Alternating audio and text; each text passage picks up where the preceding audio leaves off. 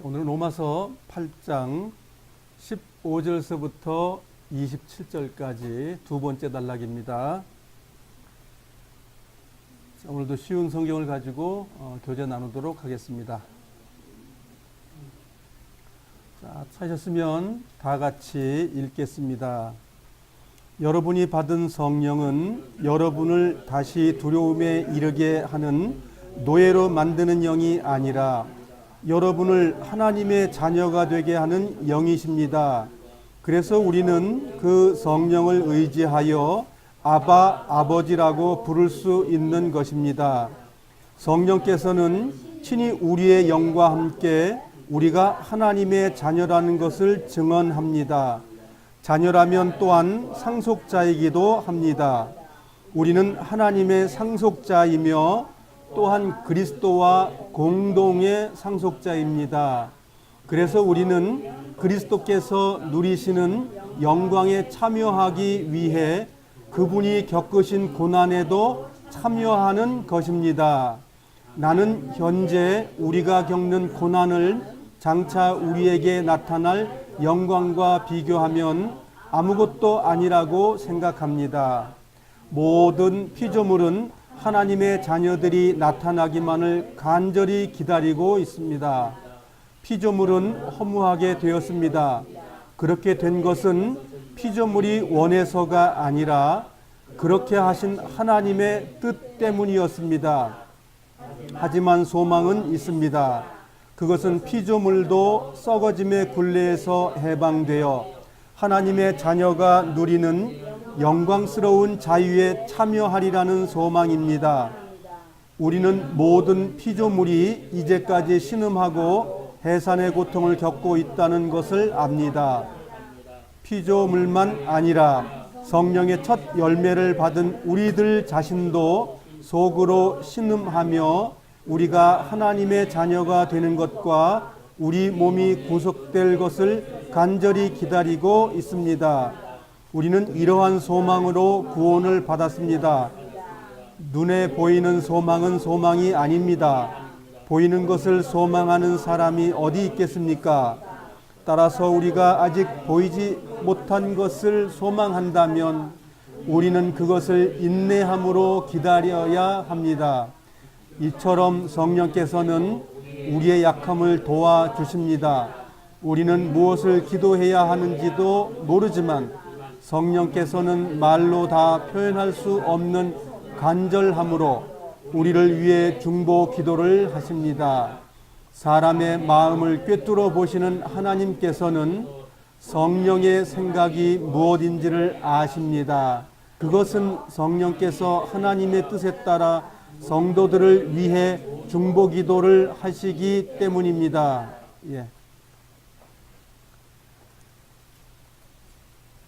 로마서 우리가 1장서부터 지금 쭉 배워왔습니다. 이제 8장은 우리가 로마서 전체의 중심 성경입니다. 또 성경의 전체의 중심 성경입니다. 구속 사업과 구원이 완전하게 돼 있고 또한 하나님의 자녀들이 고난받고 영광에 들어가는 것까지 다 나와 있습니다. 욥의 인내를 배우는 그런 일들도 여기 포함되어 있습니다.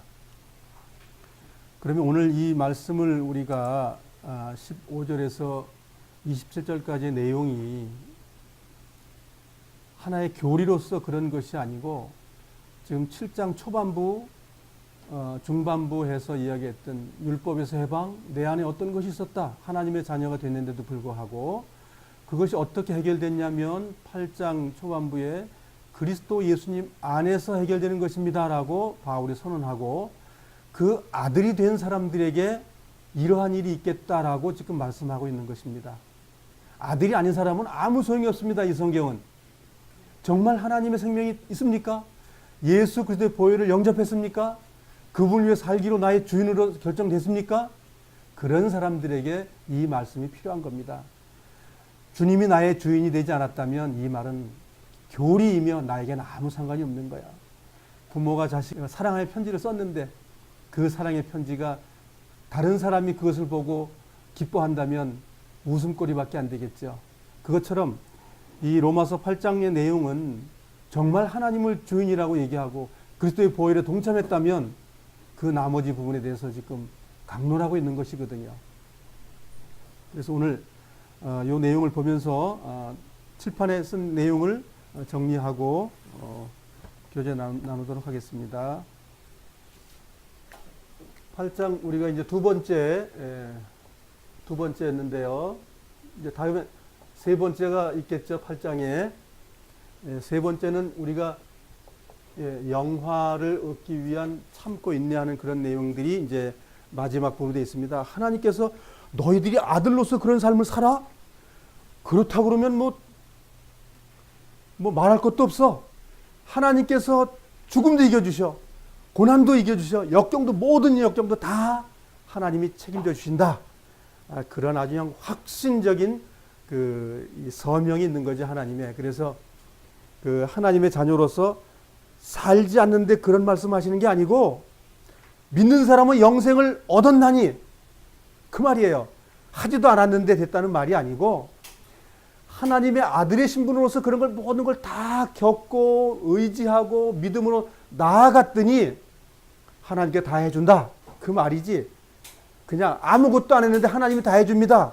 그 말을 바울 선생이 한 말이 아니다. 그 얘기예요. 그래서 우리가 이제 오늘 두 번째 지금 얘기하네요. 두 번째는 이런 겁니다. 하나님의 아들, 그렇죠? 아들이면 상속자다라고 결론 내린 거예요. 아들의 신분의 삶이 있어야지 아들이 되는 거예요. 성경에 말했죠. 그냥 아들이 아니고 아들의 합당한 삶을 사는 것이 아들이에요. 예. 상속자가 고난을 통해서 영광의 몸으로 바뀐다. 즉 영광의 몸은 고난이 없으면 영광의 몸도 없다. 사도 바울이 이거 얘기하는 거예요. 그러니까 한 번 구원받으면 됐습니다. 어느 날 주님을 몇 월 며칠 날 시인했습니다. 그거 가지고 가는 천국이 아니다. 그런 얘기를 하고 있어요. 그래서 성경을 자세히 배워야 됩니다. 자세히 봐야 됩니다. 또한. 그래서 지금 사도 바울은 변증론적으로 성경을 말하고 있어요. 구약과 예수님과 신약의 이야기를 모아가지고 지금 말하고 있는 거예요. 그래서 고난은 영광을 가지고 오는데 그 영광이 무슨 영광이냐 하면 우리 몸에 구속된다. 몸, 육신 고깃덩어리가 바뀐다는 그런 말이 아닙니다. 육신은 고깃덩어리는 흙으로 돌아가고 나면 진정한 나가 바뀐다. 진정한 나가 버림받는 것이 아니라 영원한 영광에 들어간다. 이렇게 지금 바울은 말하고 있는 겁니다. 그래서 오늘의 내용은 고난과 이 몸의 구속이죠. 예, 부활의 몸. 다음 주에도 부활의 몸이 나오지만 부활의 몸 이것이 목적이라는 거죠. 부활의 몸은 그냥 오지 않아요. 바울이 말하고 있는 거예요. 이 부활의 몸은 그냥 안 온다는 거예요. 주님이 가신 길 나도 갔을 때 그 영광이 온다 그 얘기예요. 그걸 말하고 있어요. 그래서 오늘 내용에 보면 아들의 상속자, 하늘의 상속자죠. 그런데 그 하늘의 상속자가 그 아들, 자녀, 그 자녀는 하나님하고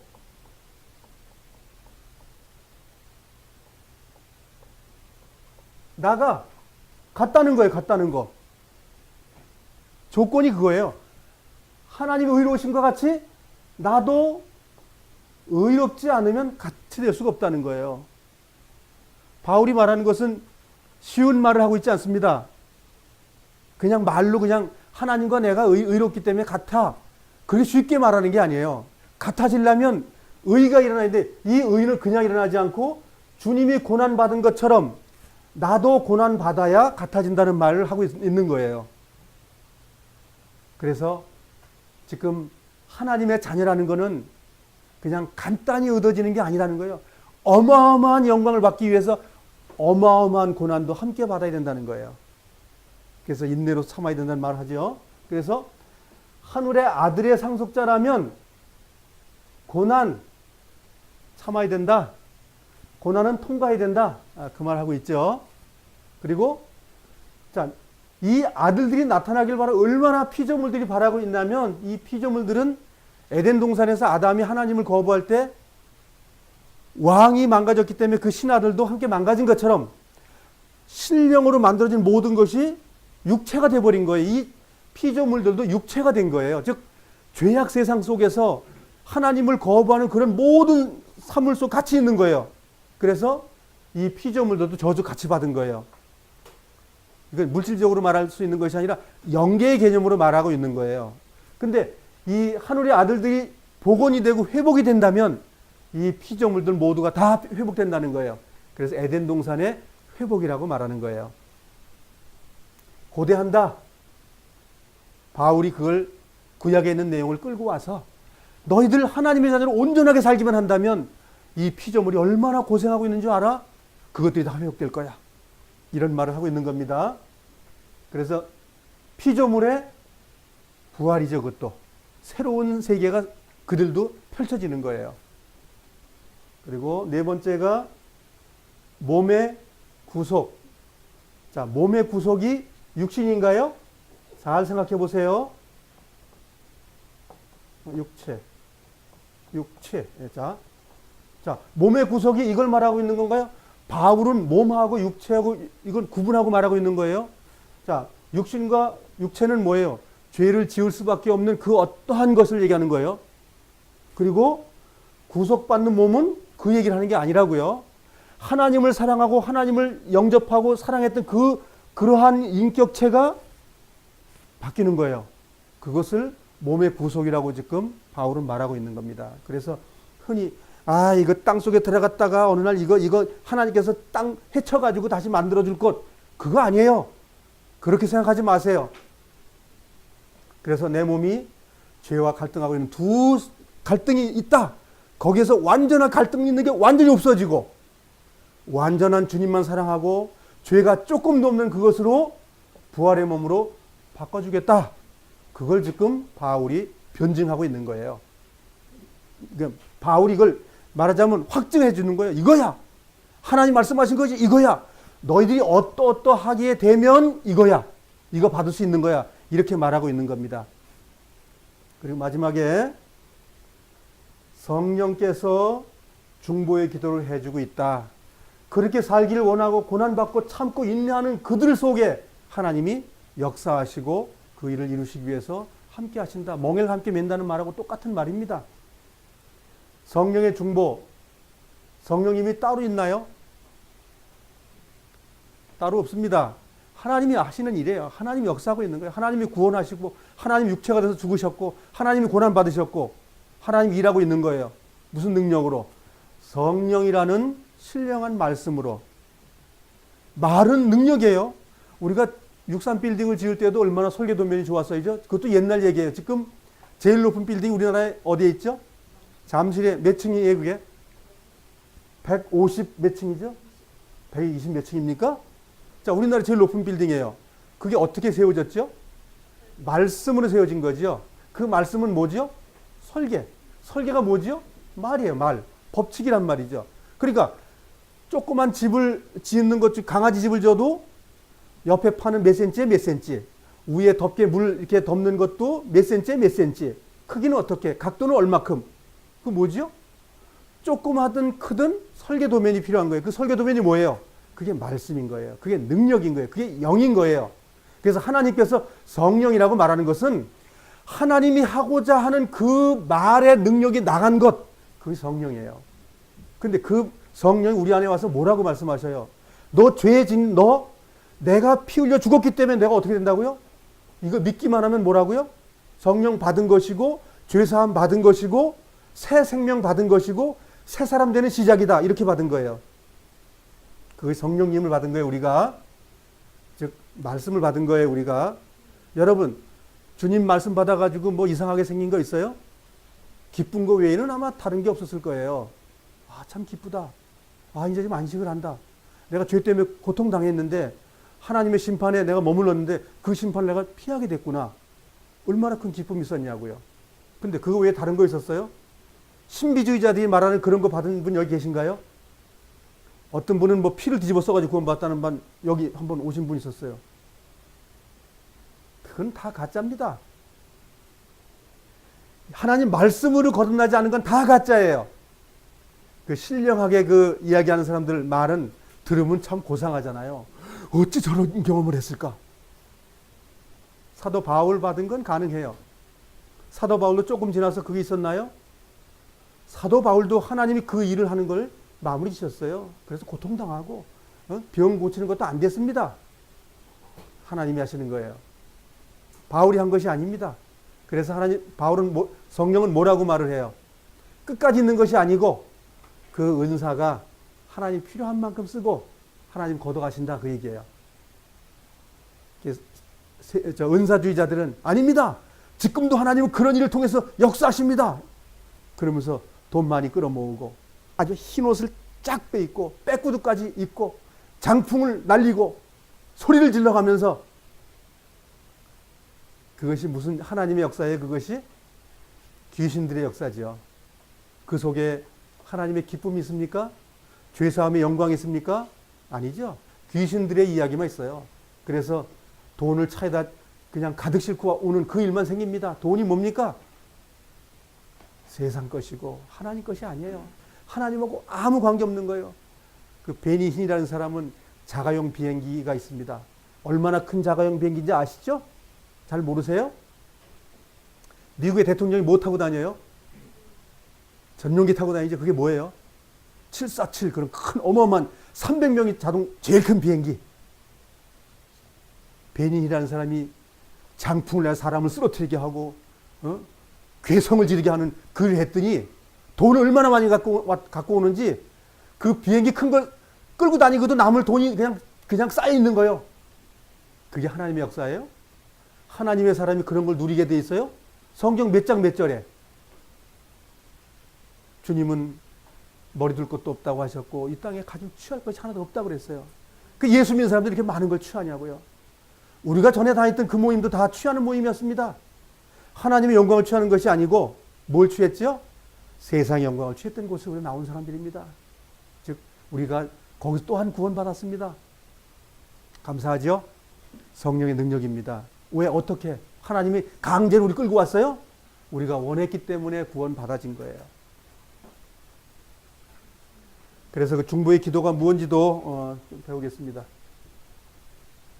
자, 이거 하나만 더 그릴게요. 아빠라고 하면서 아버지 이렇게 얘기했다고 그래요. 아빠라는 말 알죠? 아빠 직장 다녀오세요. 아빠 놀아주세요. 어떤 관계지요? 아주 천진난만한 관계죠. 우리가 그렇다고 지금 바울은 설명하고 있는 거거든요. 그런 자들만 지금 설명한 걸 다 이해할 수 있어요. 그러면 여기서 말하고 있는 사도 바울의 핵심이 뭐냐면 어린아이와 같은 그것이 주님께로 연결되지 않으면 안 된다. 그러면 우리가 아빠 그러면 하나님의 영이 내 영과 함께 내가 하나님의 자녀인 걸 증거한다고 그랬어요. 그게 핵심이거든요. 아빠는 그 말 속에 그게 들어있다는 거예요 지금. 그러면 우리 아들은 나하고 좀 생긴 것이 비슷하지 않아요? 이제 나이 먹으면 전부 비슷하긴 하겠지만 우리 아버지 계시지만 제가 나이를 먹으면서 아버지의 얼굴하고 좀 비슷해져요. 이 골격이 이제 비슷해져요. 이 뭐 살도 빠지고 들어가고 하면. 그런데 제가 사진을 한 사람이니까 아빠와 아들이 왔는데 사진을 찍어 놓으니까 어렸을 때 아빠가 100일 돌 사진 찍은 것하고 똑같은 거야. 똑같아요. 그러니까 둘이 같이 가면 뭐예요? 붕어빵이라고 그러죠? 똑같아. 아빠도 같고 아들도 같아 얼굴이. 근데 아빠와 아들이 이제 같아요. 그러면 아들이 지금 걸어 다니고 있는데 누굴 증명해요? 아빠 아들이야. 왜 그래요? 같이 생겼다 이거지. 같다 이거야. 내 얼굴 생긴 모습이 아빠의 붕어빵이야. 그러니까 아들이 걸어 다니면서 누굴 증명한다고요? 아빠를 증명하는 거예요. 바로 그 얘기를 하려고 그래요. 이 사도 바울이. 아버지는 하나님을 얘기하는 거죠. 하나님 예수님. 그렇죠? 그럼 나예요. 우리가 아들 됐다고 그랬으니까 지금 바울이 말한 건 아들과 아버지를 설명하는 거예요, 지금. 그런데 하나님 아버지가 거룩한 것처럼 나도 어떻게 된다고요? 거룩하라. 하나님은 원래 거룩이고 나는 거룩을 만들어가야 될 나고 아직 미완성이고 여긴 완성이고 그렇죠? 완성되신 분이고 여긴 미완성이고 예. 그러니까 지금 우리가 아빠와 아버지의 영과 내 영이 내 생각과 아버지의 생각이 증명을 한다 그러면 어떻게 해야 증명이 되냐 이거예요. 내가 엉터리같이 살아도 그게 돼요? 하나님을 사랑하지 않아도 형제자매를 사랑하지 않아도 내 삶이 죄와 함께 해도 그건 아니죠. 그런 건 있을 수 없어요. 이것이 오늘의 말씀의 핵심이에요. 우리가 아빠라고 부를 수 있는 것은 남의 자식은 아빠가 될 수가 없어요. 그래서 여기는 죄 지은 더러운 인간이 하나님의 거룩한 사람하고 아빠가 되려면 여기 조건을 만들어요. 뭐라고 되어 있죠?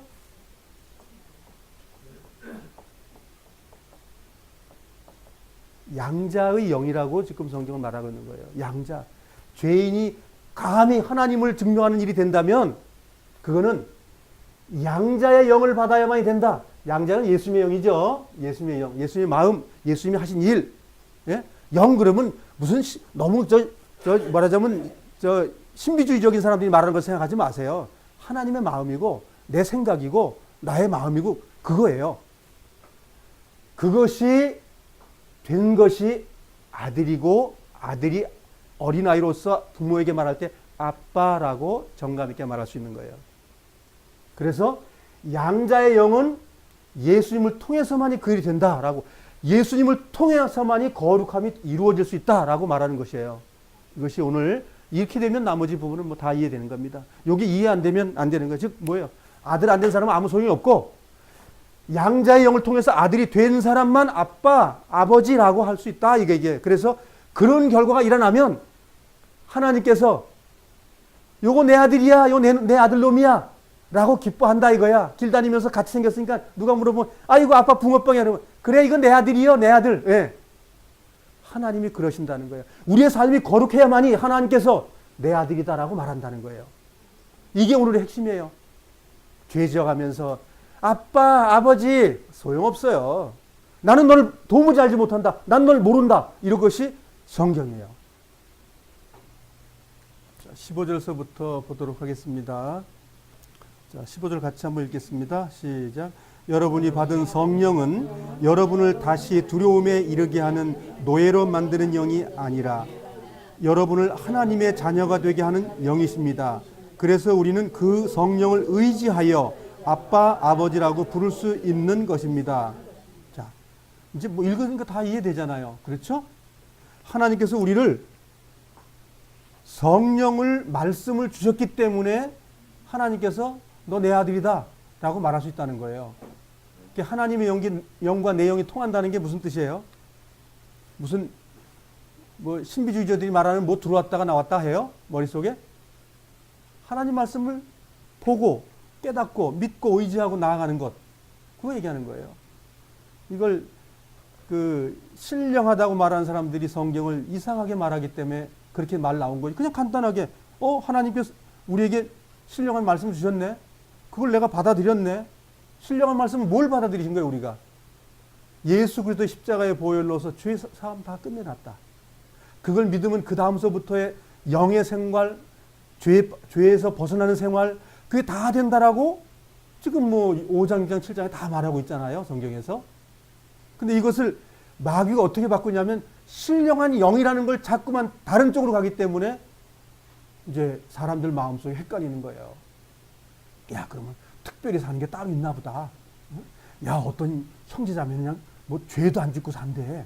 뭐 이렇게 신령한 말 들으면 그거 맞는가? 나는 왜 자꾸만 죄 짓고 있지? 나는 왜 육신의 생각이 이렇게 많지? 나는 구원이 아닌가? 많은 사람들을 지옥으로 끌고 가는 말들이에요. 그냥 지난번에 요한이 말한 것처럼 이 말씀이 영생이고 성령이고 라고 한 말은 안 믿는 거예요. 안 믿어. 그렇게 말을 해놨어도 안 믿는다니까요. 왜? 다른 사람들이 말을 너무 멋있게 해놔가지고 아주 조직적으로 잘 풀어놔가지고 성경 여기저기 끌어다가 막 말을 만들어놔가지고 영혼 육, 그거 맞는 거구나. 육이라는 놈은 나쁜 놈이야. 죄 짓는 놈이야. 그러고 죄는 자기가 지면서 육신한테 죄를 전가시키고 말이죠. 여기 하나님의 자녀가 되게 하는 영이십니다. 그건 무슨 말이에요? 성령님하고 영하고 또 틀리단 말이에요? 같은 말이죠. 하나님의 영을 통해서 우리가 살았다는 걸 알고 있는 거예요. 심지어 자녀들에게 부모가 말을 합니다. 너 이번에 점수가 조금 올라가면 내가 장난감 자동차 하나 사주마. 약속이잖아요. 그 약속이 얼마나 신뢰가 되면 뭐라고 그래요? 그게 말씀이 되는 거잖아요. 말씀이 되는 거예요. 말씀보다 더 높은, 예를 들어 우리나라 대통령이 나에게 약속을 했다면 좀 더 말의 가치가 높아지는 거죠. 우주를 창조하신 하나님이 나에게 약속을 하신 그 말이라면 뭐라고 우리가 변명해야 될까요? 그냥 말이라고 말하면 될까요? 그거 가지고 안 되잖아요. 그게 성령이고 아주 거룩한 거예요, 그게. 네. 어렵지 않습니다. 이 말을 그렇게 오해하시지 않길 바랍니다. 그리고 성경 읽으면 이해가 쉽습니다. 우리는 그 성령을 의지하여 아빠, 아버지라 부를 수 있습니다. 무슨 영이 뭐가 와가지고 그걸 의지하는 것이 아니라 그 말씀이 왔기 때문에 그 말씀 믿어지고 그냥 그 말을 의지하게 되는 겁니다. 믿는 거예요. 믿음이란 얘기예요. 그 말을 믿었더니 하나님을 내가 아빠, 아버지라고 할 수 있는 일이 생겼다 그 얘기예요. 이런 친밀한 관계는 하나님이 말씀으로 내 안에 와서 역사하기 때문에 된다 이거예요. 하나님의 영과 내 영이 합해진 겁니다. 합하지 않는 것은 예수를 믿지 않는 거예요. 그분이 원하는 걸 살지 않는 거예요. 그건 하나님의 영과 내 영이 안 맞는 거예요. 우리가 거듭났다고 할 때 우리가 하나님의 내 영이 살아났다는 건 뭐냐면 하나님의 말씀에 순종할 힘이 생긴 거예요. 들으면 순종하고 싶고 그 말씀을 따라가고 싶고 그 사랑하는 마음이 생기는 거예요. 그걸 갖다 영이 살아났다 이렇게 말하는 거예요. 16절입니다. 함께 읽어보겠습니다. 성령께서는 친히 우리의 영과 함께 우리가 하나님의 자녀라는 것을 증언합니다. 아까 말씀드렸죠? 우리가 어떠한 삶이 되어야 하나님도 우리를 아들이라고 말하는 거예요. 하나님 먼저 하시고 후에 우리가 그걸 쫓아서 하면 하나님이 아들이라고 인정해 주는 거예요. 성령께서는 친히 우리의 영과 함께, 우리의 영이 뭐예요? 나의 생각, 내가 쫓아가고자 하는 그것, 내가 원했던 것, 주님이 하는 것과 내가 하는 것이 같아졌을 때 성령께서는 이건 내 아들이야, 천국의 백성이야, 하늘의 시민권 가진 자야, 이렇게 하나님이 선언하신다는 거예요. 증언이라는 건 뭐예요? 증명해 주는 거예요. 증명. 하나님이 증명해 주면 이제 우리가 로마서 마지막에 나올 때 하나님이 증명해 주는 건 아무나 증명해 주는 게 아니에요. 아무나 사인해 주는 게 아니에요. 이건 내 아들이야. 내가 원하는 걸 다 쫓아가고 있어. 내 아들을 죽여서 했던 그것까지 믿어. 그 아들의 고난까지 쫓아가고 있어. 그들에게는 영광이 주어지는 거라고 지금 말하고 있는 거예요. 17절입니다. 자녀라면 또한 상속자이기도 합니다. 우리는 하나님의 상속자이며 또한 그리스도와 공동의 상속자입니다. 그래서 우리는 그리스도께서 누리시는 영광에 참여하기 위해 그분이 겪으신 고난에도 참여하는 것입니다. 그러면 하나님의 자녀는 이 고난에 동참해야 되는데 어떤 고난이라고 지금 말하고 있냐 이거예요. 어떤 고난을 참여해만이 영원한 영광에 들어가냐라고 지금 말하고 있는 거예요. 어떤 영광입니까? 그리스도의 공동 상속자가 되기 위해서 그리스도가 당한 것을 우리가 함께 당하면, 같은 일을 우리도 하면 주님의 영광에 참여하는 것이다. 이렇게 말하고 있는 거예요. 그러면 우리가 이 고난에 어떠한 참여를 하고 있습니까? 우리 삶 속에. 그냥 되는 대로 살아요? 우리가 달려가는 그 경주를 하고 있지 않습니까? 지금 죄와 싸우되 피 흘리기까지 싸우는 그 싸움을 하고 있지 않습니까? 우리가 형제자매 서로 사랑하고 있지 않습니까? 우리가 하나님을 진심으로 섬기며 믿고 순종하지 않습니까? 그것입니다. 그렇게 된 자들이 예수님께서 하나님 말씀을 한 번도 어기지 않고 하신 것처럼 우리도 그 말씀을 순종함으로써 하나님의 공동 상속자로 삶을 살아가게 되고 그 결과로서 선물로서 우리가 받는다 이렇게 말하고 있는 거예요. 그러면 빌립보서 1장으로 가볼까요? 이것을 다른 성경에 나와 있는 걸 가지고 좀 설명을 해보도록 하겠습니다. 빌립보서 1장 29절입니다.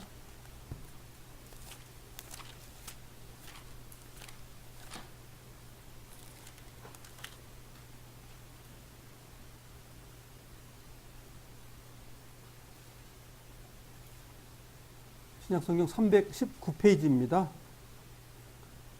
읽어보겠습니다. 시작. 하나님께서는 여러분에게 그리스도를 믿는 특권뿐만 아니라 그리스도를 위해 고난받는 특권도 주셨습니다. 이 두 가지 모두 하나님께는 영광이 되는 것입니다.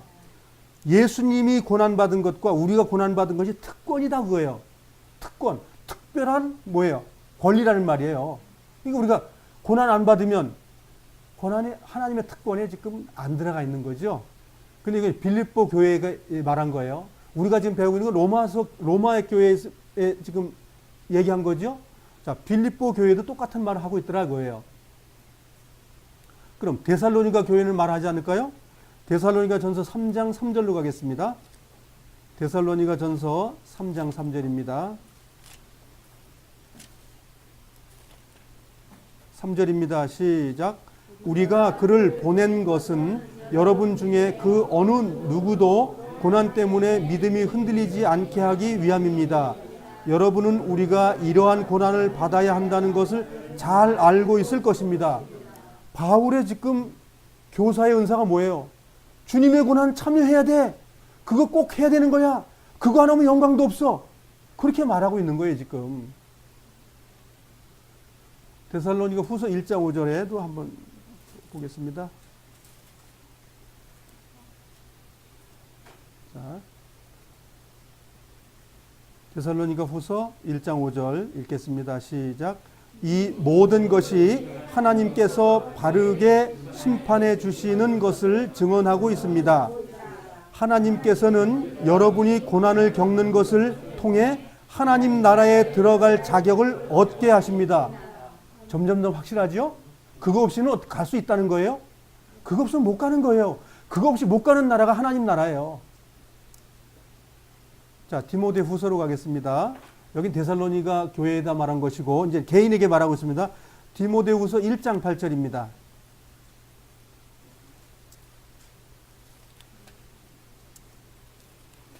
디모데 후서 1장 8절. 자, 이건 이제 개인에게 말하는 거니까 디모데에게 말했지만 이제 우리 각각 개인에게도 말하지 않고 있겠습니까?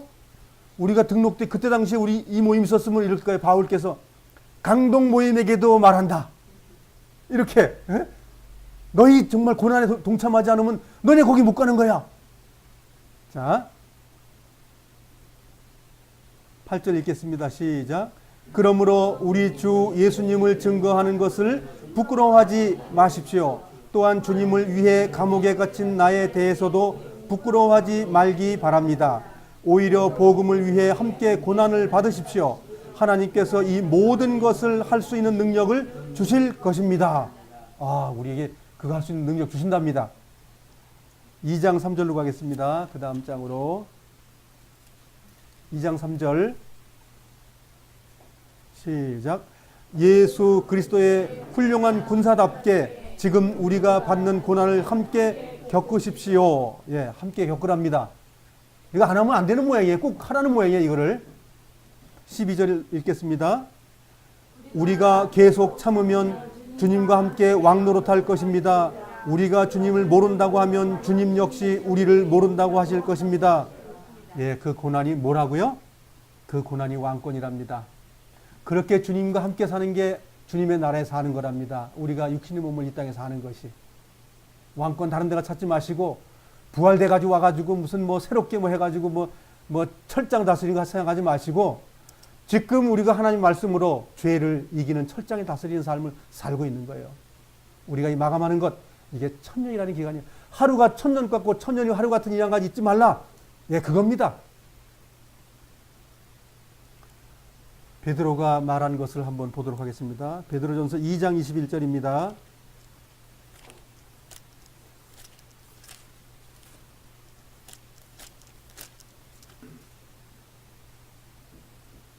(21절) 시작. 이것을 위해 여러분은 부르심을 받았습니다. 그리스도께서 여러분을 위해 고난을 받으심으로 우리가 따라야 할 모범을 보여 주셨습니다. 그러므로 그리스도의 발자취를 따르십시오. 바울도 말했고 베드로도 지금 뭐라고 말하고 있죠? 똑같은 말을 하나요? 다른 말을 하고 있나요? 똑같은 말 하고 있어요.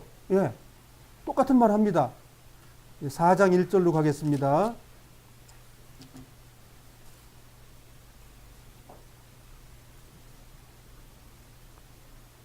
(4장 1절서부터 2절까지) 같이 읽어보겠습니다. 그리스도께서도 고난을 받으셨습니다. 그러므로 여러분 자신도 그리스도와 같은 마음으로 무장하십시오. 고난을 겪은 사람은 죄와 관계를 끊은 사람입니다. 여러분의 남은 생애를 사람들이 좋아하는 악한 일을 하면서 보내지 말고 하나님이 원하시는 일들을 하며 살아가십시오. 하나님이 뭘 원하시는 거예요, 우리에게요? 아들답게 살라 이거예요. 하나님의 아들 뭐예요? 콩의 아들이 뭐예요? 콩. 범죄의 아들은 범죄, 뭐 성립 안 되지만 이를테면 논리로 얘기하는 거예요. 예. 영창 사는 사람의 아들은 영창 사는 거예요. 뭐 이런 논리를 말하고 있는 거예요, 지금. 그러니까 예수님 때문에 아들이 됐다, 하나님의 아들이 됐다면 너 예수님처럼 살아봐. 예수 고난받았지? 고난받아야 죄가 그치는 거야. 너희들 고난받는 게 뭐라고? 죄가 그치는 걸 계속 연습하고 있는 거야. 그렇게 베드로가 말하고 있는 거예요. 13절 보겠습니다. 4장 13절.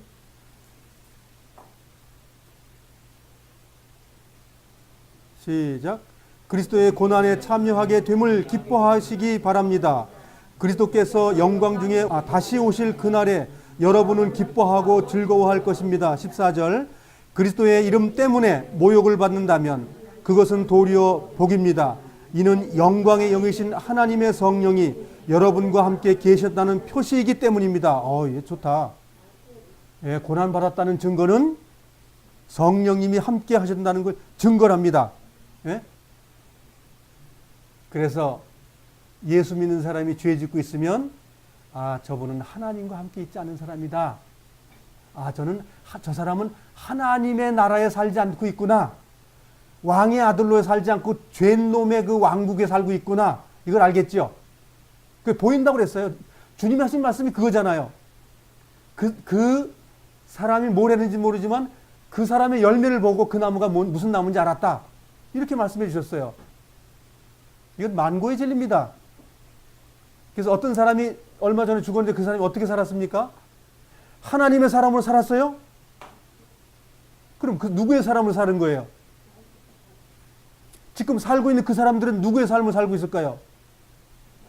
만일 돈과 권력과 많은 예배당을 지면서 거기 내가 주인이야 했다면 말로는 뭐 하나님 주인이라고 말하죠. 그러나 진실로 그 사람 마음속에 그 자기가 주인이었다면 그 사람이 지금 어디 가야 됩니까?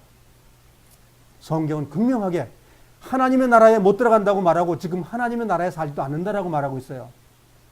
자기의 왕국에 살지 하나님의 왕국에 살지 않는다고 성경은 말하고 있는 것입니다. 그래서 하나님의 나라에 사는 것은 간단합니다. 자기 가족만 잘 꾸리면 그 사람이 천국의 삶인지 아닌지 알 수 있는 거예요. 자기 집 내비두고 바깥에 나 잘한다. 그건 처음서부터 안 된 겁니다. 그래서 하나님은 한 가정을 이 땅에 만들었다. 그게 천국 아니면 지옥 둘 중에 하나예요. 그런데 주님께서는 그 가정이 싸움판을 만들어 놨었다 이렇게 하시는 거예요. 그 싸움판이 예수 그리스도를 통해서 사랑의 대상으로 만들어지는 그 나라가 되기를 원하신다. 그 얘기예요. 그게 천국입니다. 내 육신이 망할 때까지 우리의 결혼 서약서에 나오는 얘기가 뭡니까? 두 부부가 어떻게 한다고요? 머리가 팥뿌리? 우리 이경희 자매님 팥뿌리가 되셨는데 지금 잘 그래 살고 계십니까? 우리 김정모 회장님도 머리가 파뿌리가 되셨어요. 함께 하신 기간이 오래됐습니다. 그 기간에 천국이 이루어지는 거예요. 어떻게? 양보하고 이해하고 사랑하고 주님의 이름으로 거기에 사인을 했을 때 나는 안 되지만 그분이 사랑하라고 하고 존경하고 섬기고 정말 순종하라는 말이 되는 거구나. 순복하는 말까지 순종이 되는구나. 그거 아는 거잖아요. 그게 뭐예요? 천국이거든요. 너와 내 집이 구원을 얻으리라. 그건 구원 얻은 그 가정이 무슨 가정이에요? 천국이잖아요. 그게. 주 예수의 어느 나라에 있든지 그 나라는 천국이에요. 말씀이 집행이 되는 곳, 말씀이 이루어지는 곳, 천국입니다. 따로 찾기 때문에 어렵습니다. 그래서 사람 많이 끌어모으는 거예요. 아내는 집에서 남편에게 거짓말로 헌금 갖다가 돈 끌어모아가지고 갖다 바치고 그 예배당에다가 그게 하나님의 교회라고 그러면서 그게 거짓말해가지고 사기치는 것이 무슨 놈의 교회가 되냐고요. 그런 주님의 몸은 없어요. 더러운 몸은 없다고요. 남편이 원하지 않으면 10원 한 장 갖다 주면 안 됩니다. 엉터리 같은 걸 많이 배워가지고 우리 과거에 많이 배웠잖아요. 그거 남편한테 요거 갖다가 내는 거 하면 혼날 거야, 쫓겨날 거야 그러면서 거짓말하고 발뺌하고 돈 어디다 썼어? 그러면 아들 저기 유학 보내서 보냈어.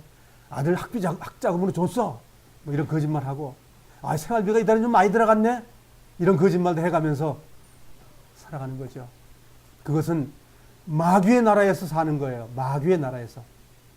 그래서 하나님께서 원하는 건 가정을 원하십니다. 잊지 마세요. 하나님 그걸 원하셔요. 집에서 새는 바가지 바깥에서 셉니다. 잊지 마셔야 됩니다. 19절도 읽어볼까요? 시작.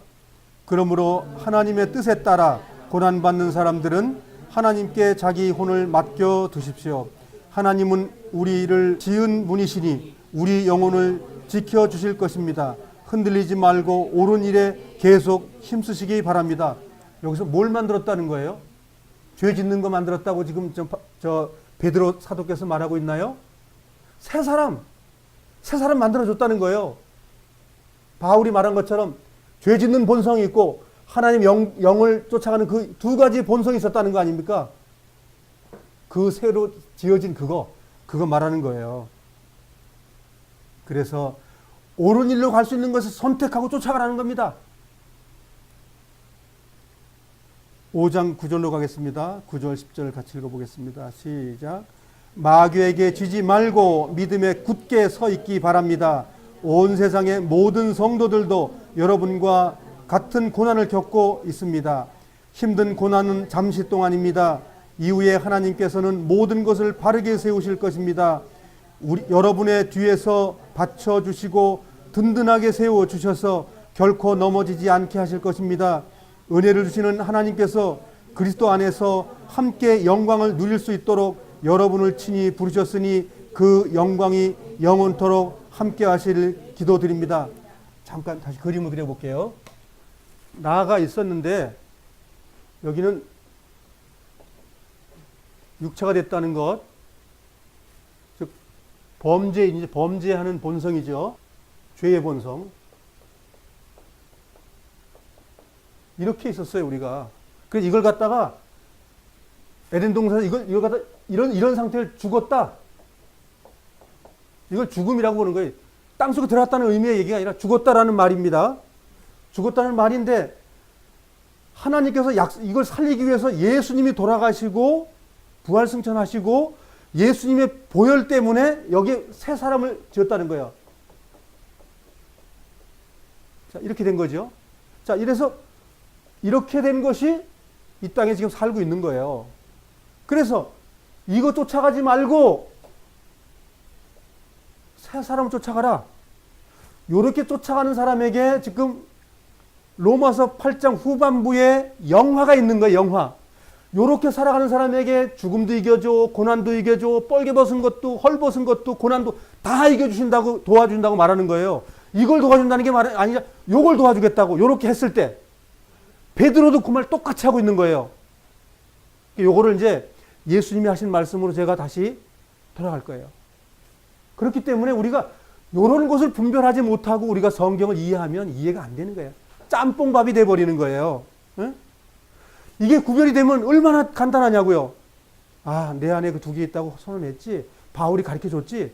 그럼 이거 쫓아가지 않고 이걸 쫓아가는 사람에게 영광과 뭐가 있다 그랬어요? 주님의 복이 있고 영원한 생명이 있고, 영원한 생명이 천국이니까. 그래서 죽었다는 것과 살았다는 것에 대한 구분 지어져야 돼요. 이렇게 했으니까 자꾸만 이걸 살아가려고 하는 그것을 주님께서 뭐예요? 기도하고 간구하고 안 하길 바란다는 거예요. 왜? 내가 십자가에서 죽어서 그 모진 고난 당했는데 결국 나 받아들인 다음에 다시 그 일 돌아간단 말이야. 그게 기도의 마음이라는 거예요. 그걸 갖다가 하나님이 죽으신 부분이 어마어마하게 큰 일인데 천지가 괴벽하는 일을 했는데도 불구하고 그걸 또 부인해버려. 그래서 하나님께서 그걸 가지고 하나님 우리를 정말 기도하고 중보한다는 말을 하고 있는 거예요. 중보가 하나님께서 눈 감고 기도한다는 그 말이 아니에요. 우리 기도 그러면 맨날 그냥 눈 감고 하나님 주시옵소서 이런 얘기를만 생각하잖아요. 그런 말이 아니에요. 기도라는 단어가 그런 것이 아니라고요. 하나님의 염원 그거예요. 그래서 우리가 성경을 정말 옳게 봐야 됩니다.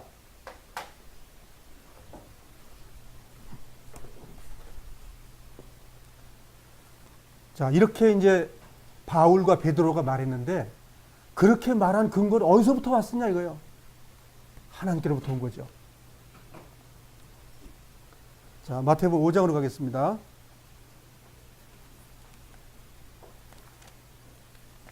마태복음 5장 10절입니다.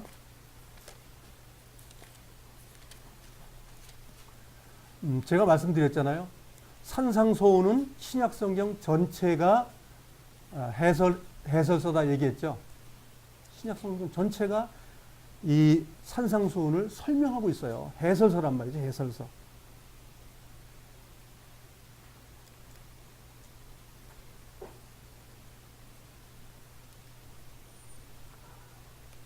마태복음 5장 10절서부터 12절까지 같이 한번 읽겠습니다. 시작.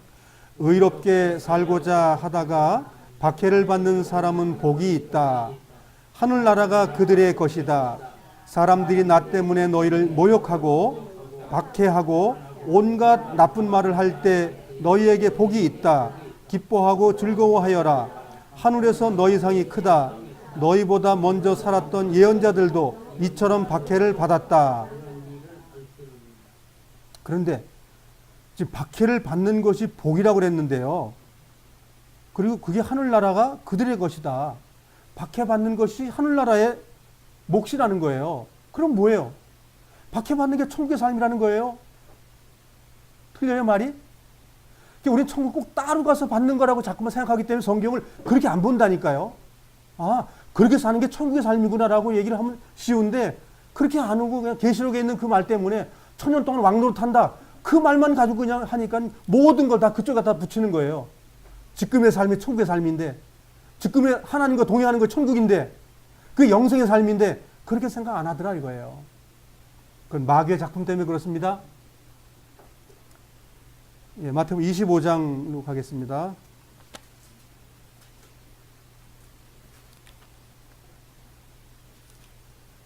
(25장) 34절입니다.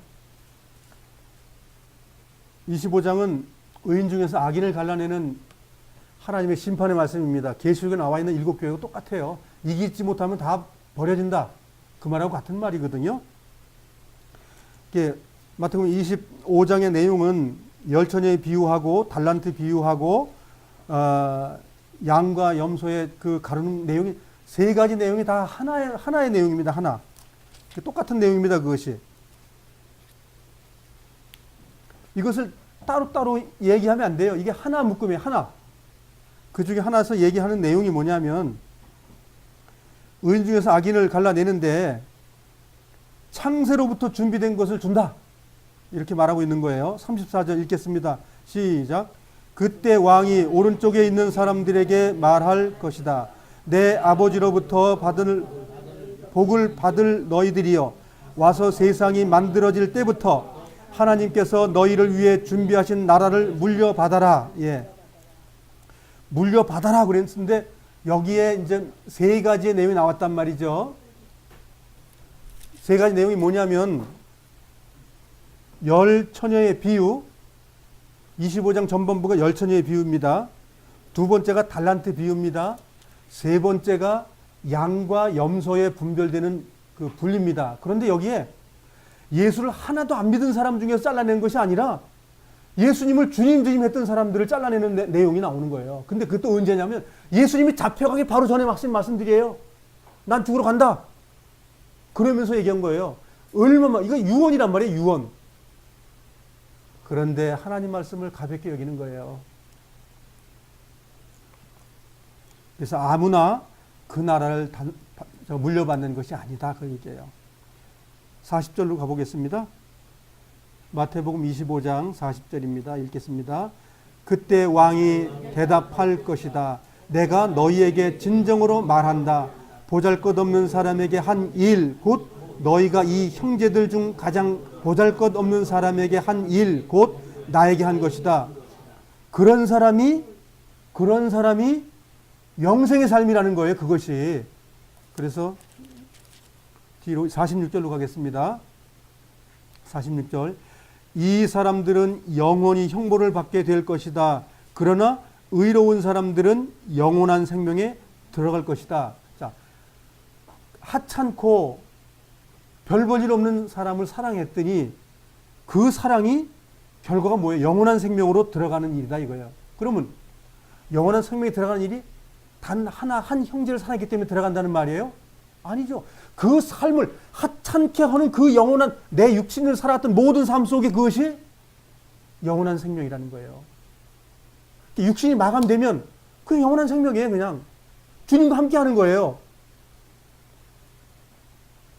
이것을 주님께서 십자가에 못 박혀 돌아가시기 바로 전에 제자들에게 유언으로 하신 말씀이에요. 이것을 신약에 왔더니 베드로가 그런 말을 해, 요한이 그런 말을 해, 또 사도 바울이 그런 말을 해. 그런 이야기들을 여러 가지로 풀어서 우리가 알아먹기 쉽도록 주님께서는 함축해서 말을 해놓으셨어요. 그렇지만 풀어준 것도 성령님이시란 말이죠. 내가 가면 보혜사가 와서 너에게 알게 하겠다. 그 알게 하시는 분이 하나님이셔요. 다음 주에 이게 양이 많아서 한 번 더 로마서 8장을 4번 하도록 하겠습니다. 이게 지금 우리가 오늘 요 선택된 내용들이 정말 하나님의 아들의 신분으로 살지 않으면 안 되는 일이라는 걸 아주 극명하게 말하는 얘기들이니까 오늘 그 18절까지만 오늘 교제 나누고 다음 주에 그 몸의 구속하고 요거 다음 주로 넘기겠습니다. 18절 교제 나누고 오늘 교제 마치도록 하겠습니다. 함께 읽겠습니다. 시작. 나는 현재 우리가 겪는 고난은 장차 우리에게 나타날 영광과 비교하면 아무것도 아니라고 생각합니다. 지금 우리가 고난 그러면 여기에 지금 내가 지금 고난받고 있습니다. 아, 우리 남편이 날 고난 가운데 있고 우리 아내가 나 예수 못 믿게 하고 있습니다. 그 말이에요? 여기에 말하는 고난은 아주 고차원적인 말을 하고 있는 겁니다. 그냥 고난이라는 단어는 가져왔지만 예수님이 이 땅에 오셔가지고 갔던 그 고난의 삶을 지금 살고 계십니까? 이 얘기를 하고 있는 거예요. 간단한 문제가 아니에요. 그러면 여기서 내가 하나님의 아들이라 그러면 예, 내가 주님 안에서 그 고난 가운데 있습니다. 라고 말할 수 있어야 돼요. 그것이 뭐냐면 이 땅에 하늘의 왕국, 하나님의 자녀의 삶을 지금 살고 있는 거예요. 사망이나 죽음이나 몸이 뺏겨지는 거나 머리를 잘라서 죽이는 거나 불태워 죽이는 거나 그런 것 속에서 내가 고난받는 거에서 내가 아멘 하고 있냐 이거예요. 근데 우리 조금 불편하면 아, 내가 하나님의 자녀인데 왜 이래? 그러고 있지 않냐 이거예요. 우리가 고난에 온전히 통과하라고 그랬는데도 불구하고 웬 불만이 많아? 왜냐면 기복신앙을 너무 받아놨기 때문에 예수님 복받는다는 말만 너무 많이 받아놨기 때문에 주님의 고난은 싫은 거예요. 그런데 성이 거꾸로 그 고난이 유익이고 그 고난이 천국이고 그 고난이 하나님과 동행한다는 걸 안다면 복받는 거 포기해야 됩니다. 그 성경의 복을 잘못 알아가지고 이 땅에서 그 범죄인의 그 법칙이 죄의 그 본능이 원하는 걸 하면서도 그걸 기뻐한다는 말이에요. 그거 아니라는 거 우리는 알아야 됩니다. 바울보다 베드로가 예수님이 가신 길을 가야 된다는 그 말을 더 정확하게 하고 있어요. 베드로 전후서에서. 자, 앞으로 우리가 나타날 영광이 뭡니까? 한번 얘기해 볼까요? 주님이 우리에게 지금 앞으로 영광 나타나는 것과 지금 고난이 비교가 안 된다고 그랬는데 어떤 비교예요? 말은 하기 어렵지만 감이 잡혔죠? 죄를 지을 수 있는 능력이 자꾸만 나오는 그 갈등이 있는 역에서 그것이 하나도 없이 완전하고 죄가 조금도 없고 하나님을 온전히 사랑하고 형제를 온전히 사랑하는 그것이 우리에게 받아질 것으로 준비되어 있다는 것.